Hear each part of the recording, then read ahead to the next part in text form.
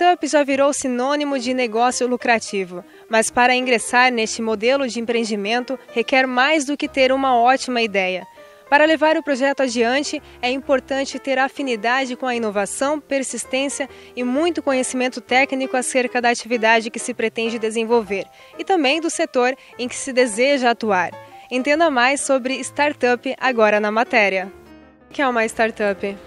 Digamos primeiro que ela não é um grupinho de jovens mais ou menos geniais tentando criar um novo site numa garagem ou num bar próximo de uma universidade.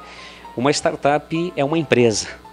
Acontece que é uma empresa especial, ou seja, as ferramentas tradicionais de planejamento e controle não funcionam muito bem quando aplicadas a ela. E como que funciona?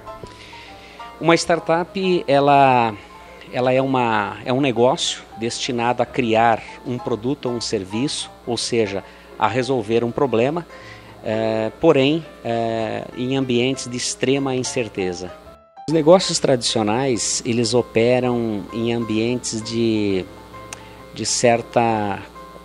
uma certa segurança, né? Ambientes que já são conhecidos, você já conhece o cliente, já conhece os competidores. E as startups elas operam num ambiente exatamente o oposto. Elas ainda não conhecem muitas vezes o seu cliente, elas estão tentando resolver determinado problema e elas lidam com uma estrutura extremamente enxuta de recursos e até de conhecimento, principalmente nessa fase inicial do negócio. Entenda qual desses papéis você assumirá e busque pessoas que possam ajudar no negócio. Equipes sem equilíbrio não saem do lugar. Empreender sozinho é possível?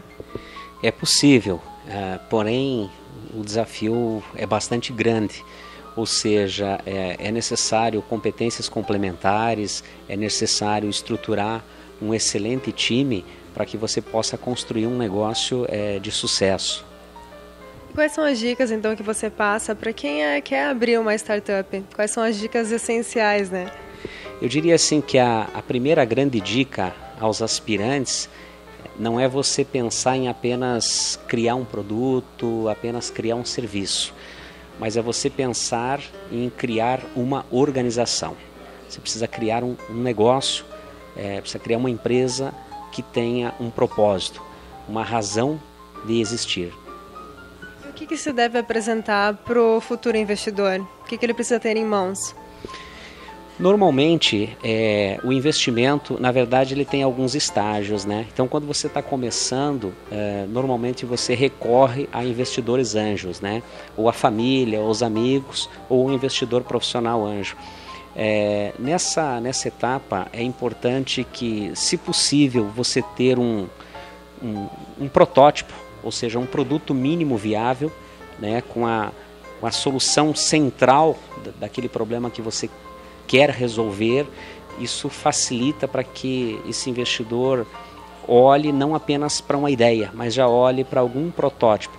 Ou seja, se você não tem histórico de criação de negócio, você demonstrar sua capacidade de execução, ou seja, de colocar o ovo em pé, é bastante importante. E é fácil encontrar um investidor? Assim, aonde que as pessoas elas podem buscar ou encontrar um?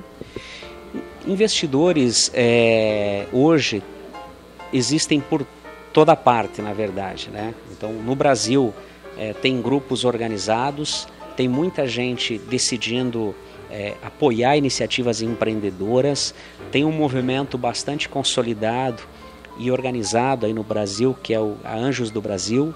É uma organização que reúne e conecta investidores anjos de todo o país, que investem regionalmente, investem nacionalmente também em diversos projetos. Mas existem hoje várias iniciativas, vários eventos que propiciam essa conexão entre o empreendedor e entre os investidores.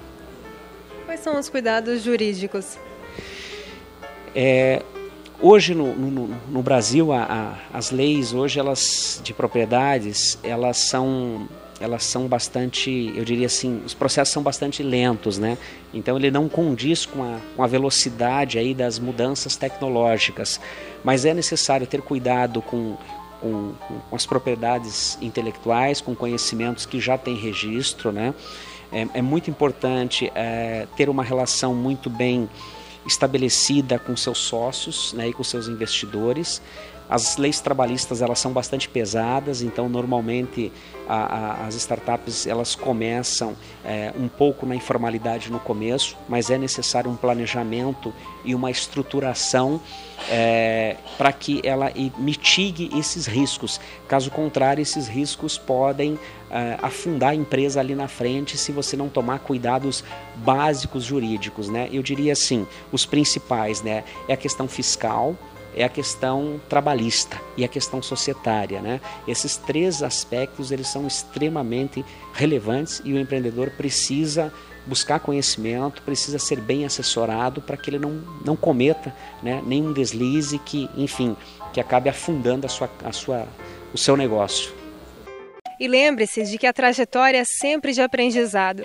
Empreender é uma corrida de resistência e não de velocidade.